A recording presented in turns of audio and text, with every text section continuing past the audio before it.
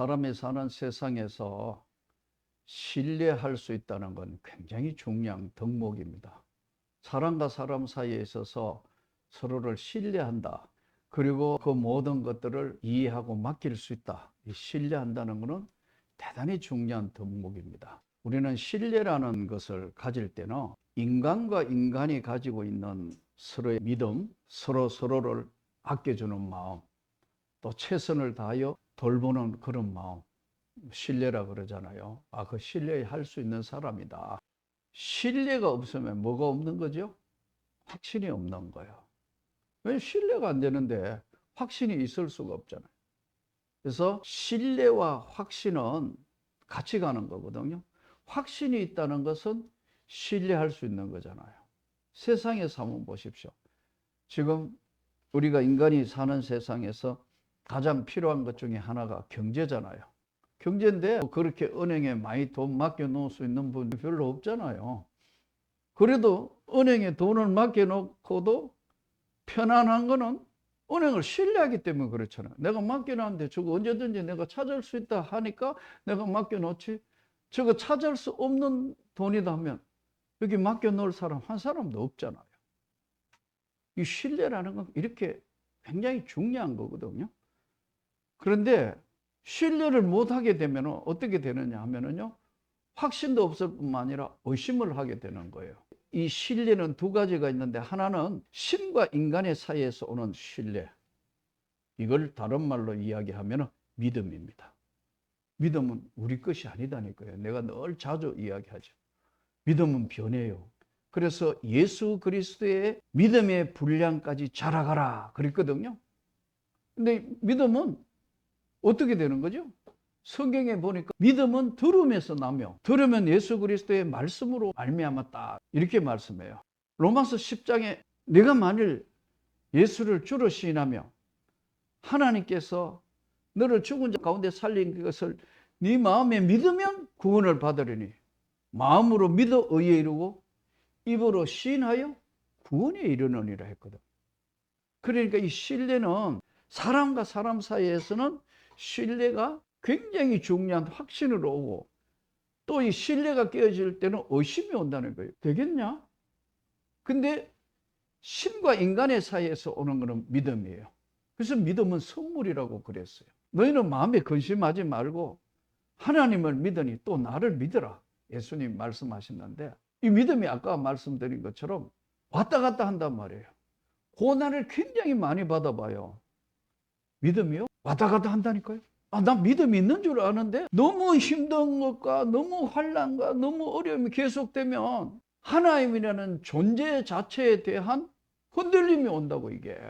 그런데 무너지지 않는 건 뭐냐면, 근본적으로 하나님이 우리에게 성령을 부어주셔서 믿음에 견고하게 붙드시기 때문에 그래요.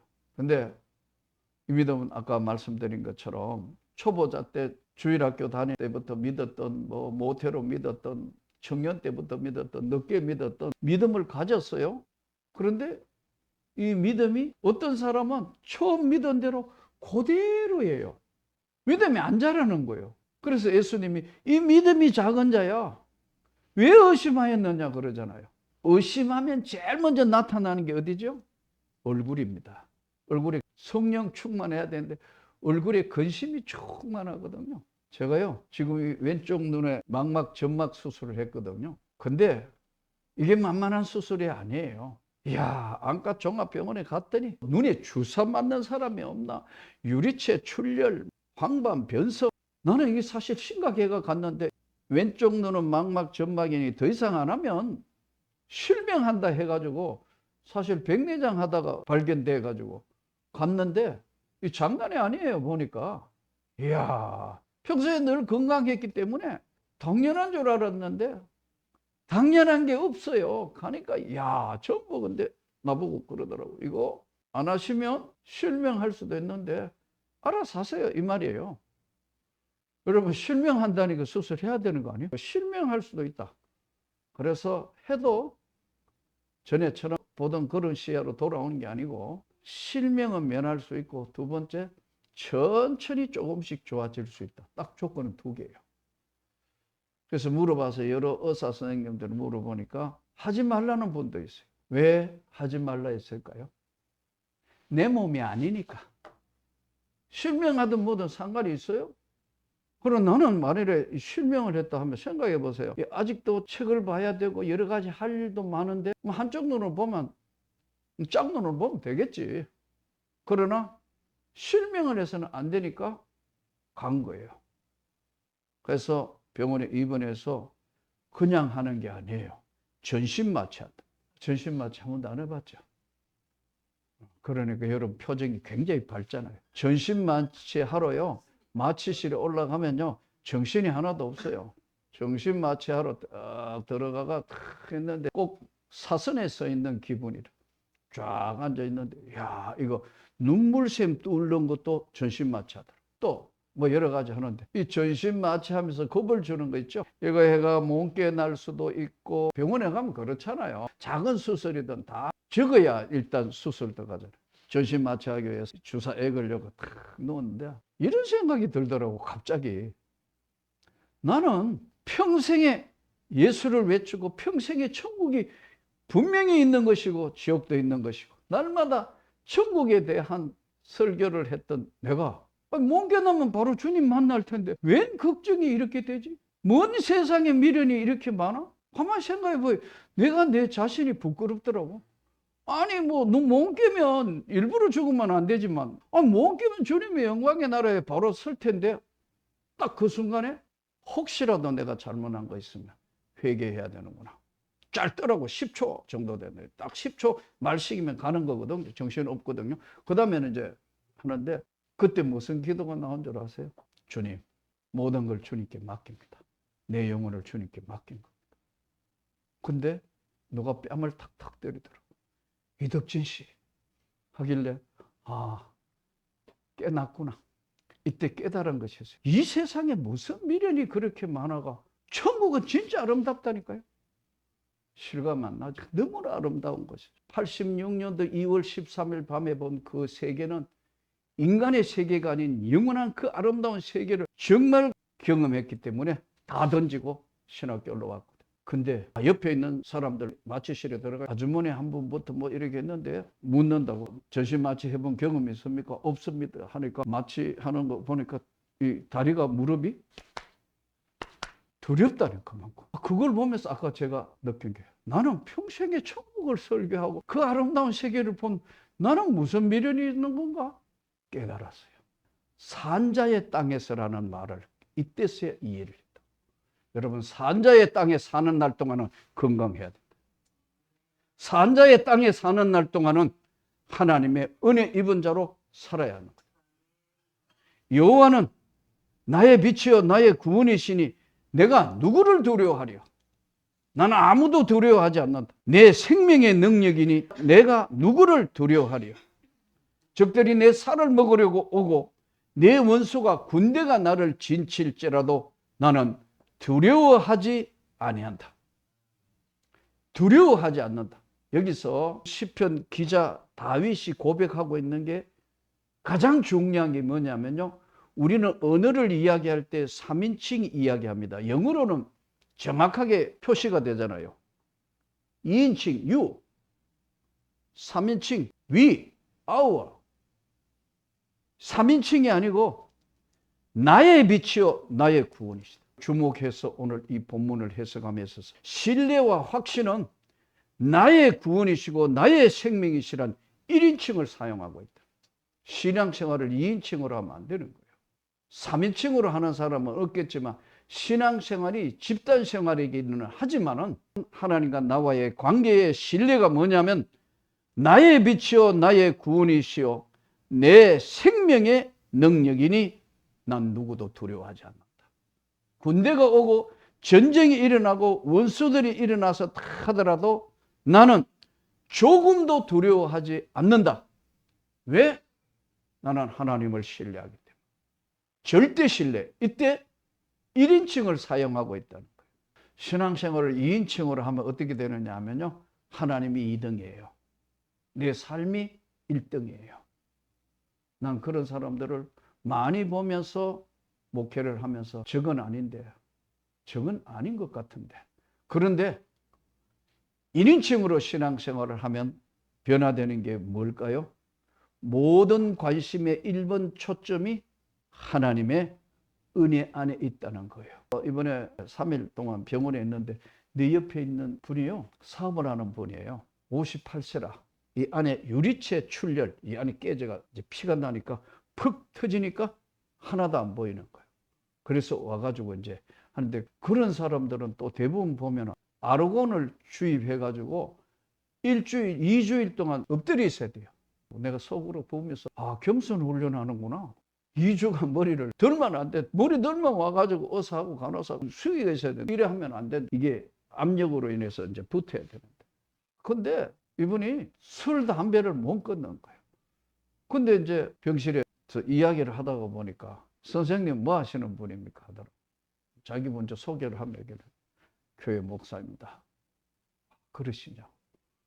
자기는 이제 술 없이 살 수 없고 담배 없이 살 수 없다. 그러면서 뭐 애들도 다 커가지고 58세인데 뭐 애들도 결혼하는 데도 있고 뭐 그렇더라고요. 빨리 결혼하면 그렇구나. 그래서 그걸 하는데, 이분이 마지막 남은 두 까치 마지막 피워야 되는데 나가자. 그래서 내가 그만하시라고. 그만하고 이제 새로운 인생을 한번 살아보는 것이 어떻겠냐. 주 예수를 믿으라. 그랬더니 자기 조카가 예수를 믿는데, 저게 이상한 애다 생각했는데, 생각해 보니까, 아, 걔는 우리 집안 사람들 중에 다르게 사는 애였구나 하는 걸 깨달았다는 거예요. 20일 날 입원하고 21일 날 아침 10시 반에서 수술해가 12시에 나오거든. 눈 수술하기 전날 이야기하니까. 근데 내일 수술이니까 일찍 자야겠다 해서 한 9시 반에 내 쪽으로는 불을 낮추고 잠들었는데, 이분은 아까 겸손 훈련해야 되니까 이거 머릿속에. 근데 밤새도록 목사님이 코를 너무나 잘 골면서 자더라는 거예요. 저 사람 내일 수술하는 거 아까 와가 의사가 전신 마취에 설명하고 있는데 저렇게 잠을 잘 자는 사람, 그게 신기했던 것 같아요. 여러분 한번 생각해 보세요. 밤새도록 자기는 겸손 훈련 엎드려 잠을 잘 수가 없어. 그거는 앉아가지고 이 머리 이래가 있어야 되는 분이에요. 그래서 나는 아침 5시 반까지 잘 자고 눈 뜨니까요, 이분이 너무너무 놀란 거예요. 근데 이야기를 하면서 술도 담배도 이제 멀리하고 새로운 인생을 한번 살아보라. 좀 반응이 시큰둥하더라고요. 5시 반쯤 됐으니까요. 그 다음에 눈 뜬 데는 할 게 뭐 있나요? 기도밖에 할 게 없잖아요. 수술을 하니까. 저리 기도하는 내 모습을 보고 이분이 은혜를 받은 거예요. 그러니까 사람 말이 필요가 없는 것 같아요. 아침 일어나가 이래가 계속 이래는 못 있잖아요. 밥 먹을 때는 화장실에 기도하고 있고, 뭐 기도하고 있고, 또 뭐 기도하고 있으니까 그 사람 퇴원하자 내가 마취실로 올라갔거든요. 나오면서 그러더라고. 선생님 진짜 목사 맞네요. 네, 나가서 술, 담배 안 하고 예수 믿겠습니다. 그래서 내가 속으로, 아, 하나님이 이 사람 만난 것도 영혼 구원하고 전도하라고 만나시고, 내가 누구를 두려워하래요. 근데도 거기 올랐으니까 아까 그랬잖아요. 뭔가가 이거 가면 바로 천국인데 뭔 미련이 이렇게 많을까? 그런 생각했는데, 아, 할 일이 남아서 그렇구나. 오늘 성경은 이렇게 말씀합니다. 내가 여호와께 바라는 한 가지 일, 그것을 구하리니 곧 내가 내 평생에 여호와의 집에 살면서 여호와의 아름다움을 바라보며 그의 성전에서 사모하는 것이다. 여러분, 신앙생활을 할 수 있다는 게 은혜고, 또 우리가 하나님 앞에 예배 드릴 수 있는 게 은혜고, 예배 드릴 수 없는 곳, 신앙생활 할 수 없는 곳에 있을 때의 그 답답함, 그 고통을 오늘 다윗은 고백하기를, 내 평생에 한 가지 일을 주님께 바라는데 여호와의 집에 살면서 여호와의 아름다움을 바라보며 그의 성전에서 주님을 사모하며 사는 것이다. 이것이 세상의 어떤 것들을 또 두려워하지 않는 놀라운 고백을 할 수 있는 축복의 역사입니다. 여기서 그는 이렇게 고백합니다. 여호와께서 환난 날에 나를 그의 초막 속에 비밀히 지키시고 그의 장막 은밀한 곳에 나를 숨기시며 높은 바위 위에 두시리로다. 이루다. 환난 날에 그의 초막 속에 비밀이 은밀하게 장막 은밀한 곳에 숨기시며 높은 바위 위에 두시는 거다. 이것은요, 환난이나 역경 어떤 상황이 오더라도 주님이 우리를 지키신다는 거예요. 우리는 험한 세상에 살고 있습니다. 천국 금세 가는 건 아니고 갈 긴 인생의 여정에서 오늘 주님을 신뢰하기를 축복합니다. 주님을 온전하게 2인칭, 3인칭으로 믿을 게 아니고 그분은 나의 주인이시고 나의 생명이시고 나의 구원이시고 내 생명의 능력이시니 내가 누구를 두려워하리요. 나는 어떤 것이도 두려워하지 않고 비밀이 나를 장막 가운데 숨겨주시고 또 평생의 주님을 사모하며 살게 될 것이다. 고백하는 우리 고백이 하나님께 영광이 되기를 원합니다. 여기 계속 반복되는 단어가 대적, 원수, 군대, 전쟁, 안 두렵다고 이야기를 합니다. 아까 말씀드린 것처럼 오늘 본문을 해석하며 가장 중요한 것이 1인칭으로 사용하고 있다는, 나의 생명이고 나의 빛이고 나의 구원이시고 내 생명의 능력이라는 1인칭 사용하고 있는 다윗은 성경에 소개되는 수많은 인물 중에서 가장 위대한 인물 중에 하나로 평가받는 이유는 딱 한 가지예요. 이거를 다른 말로 경험적 은혜라 합니다. 경험적 은혜. 나는 많은 사람들을 보았습니다. 목회자들도 보았고 선교사들 또 수많은 성도들, 장로님들, 온 성도들요. 우리가 신앙생활에 가장 중요한 게 경험적 은혜입니다. 그 살벌한 병원 안에서 막 수많은 사람들 왔다 갔다 하고 그 갇혀있는 그런 가운데도 내가 흔들리지 않고 하나님께 두 손 들고 기도할 수 있는 거는 경험적 은혜가 있다. 그분을 만난 경험적인 은혜. 이 한 주간 복잡한 세상입니다. 절대로 무너지지 않고 이 나의 하나님, 나의 생명과 내 능력의 원천이신 그분을 내가 여호와의 집에서 영원히 살면서 그분을 앙망하고 그분을 향하여 사는 내 삶은 하나님이 절대적으로 지켜주실 것이고 보호해 주실 것이고 함께 하시는 그 하나님은 나의 경험적인 은혜의 하나님. 말씀 앞에 붙들려서 한 주간도 믿음으로 승리하기를 주 예수 이름으로 축복합니다.